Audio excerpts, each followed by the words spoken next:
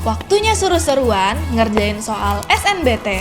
Belajar menyenangkan biar nggak bete.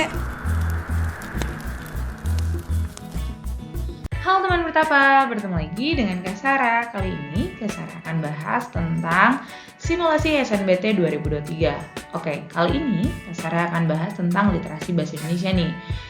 Berbeda dari SNBT sebelum-sebelumnya atau tahun sebelumnya, kali ini literasi bahasa itu ada tes khususnya. Maksud Kak Sarah adalah literasi bahasa ini tes yang baru di tahun 2023. Gimana sih contoh soalnya? Langsung aja kita bahas. Ini dia teksnya. Nah, untuk pertanyaannya tentang simpulan, mungkin kalian udah nggak asing lagi ya. Kalian bisa lihat biasanya simpulan ini ada di PBM atau pemahaman bacaan dan menulis. Jadi seharusnya kalian sudah tidak perlu bingung gimana cara mencari simpulan. Oke, di sini pertanyaannya adalah simpulan yang tepat bacaan di atas adalah saran Kak Sarah, kalian harus belajar membaca cepat, gitu ya. Karena simpulan harus dibaca paragraf per paragraf, tidak bisa baca hanya di paragraf akhir ataupun paragraf awal, gitu ya. Jadi kalian harus bisa membaca. Di contoh soal ini ada 3 paragraf. Kalau bisa dalam 1 menit atau kurang 1 menit, kalian harus bisa menangkap apa isi teks tersebut. Oke, di sini Kak Sarah baca perlahan biar kalian lebih paham. Divide et impera menjadi salah satu senjata kongsi dagang Belanda VOC untuk menguasai Nusantara. Istilah ini berasal dari bahasa Spanyol yang kurang lebih artinya belah dan kuasai. Istilah ini merujuk pada sebuah strategi perang yang dikombinasikan dengan politik, ekonomi, dan sosial untuk menguasai sebuah wilayah atau kelompok. Cara ini bahkan dijadikan kebiasaan oleh VOC dalam hal politik, militer, dan ekonomi untuk melestarikan penjajahannya di Indonesia. Orientasinya adalah mencari keuntungan sebesar-besarnya dengan menaklukkan raja-raja di Nusantara. Misalnya dalam kasus Kerajaan Mataram, posisinya semakin melemah karena terbagi menjadi 4 wilayah terpisah.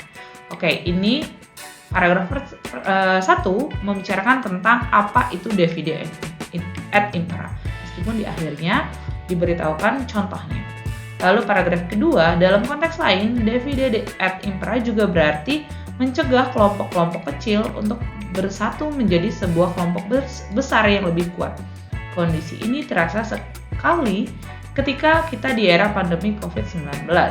Kita tak sadar bahwa pro kontra terhadap sebuah kebijakan publik misalnya justru memperoleh panggung daripada upaya bersama untuk keluar dari pandemi ini.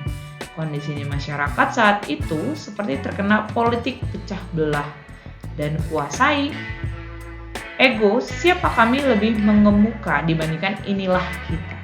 Nah, di sini memberitahukan kalau politik divide et impera juga ada di saat masa COVID-19. Jadi ada unsur perbandingan di situ atau lebih ke perumpamaan, gitu ya.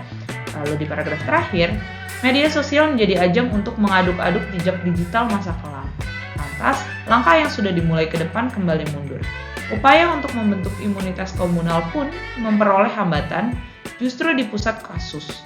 Misalnya, hasil survei mencatat persentase warga DKI Jakarta yang menolak vaksinasi COVID-19 paling tinggi di Indonesia, yakni 33%. Kita patut merenungkan ucapan ahli virus, Fahim Yunus, orang yang terpecah tidak bisa menang melawan virus yang bersatu. Gitu. Nah, ini dia teksnya. Awalnya adalah ngomongin divide et impera, ternyata di akhir adalah membicarakan tentang virus COVID-19 gitu. Kira-kira simpulan yang mana nih? Kita cek ABC-nya aja langsung.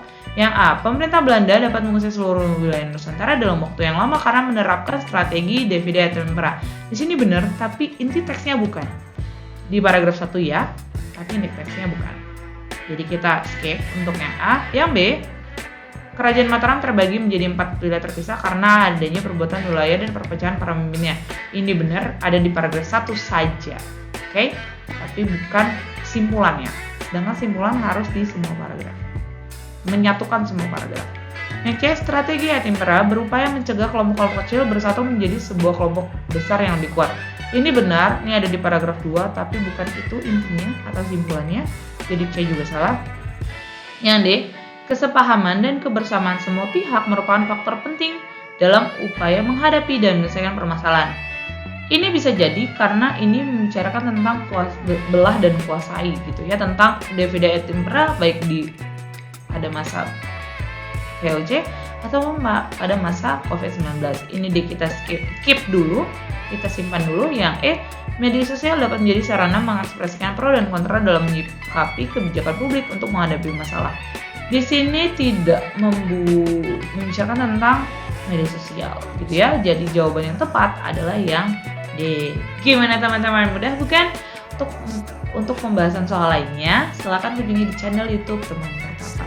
Teman Bertapa, cara PTN lulus PTN. Sampai jumpa.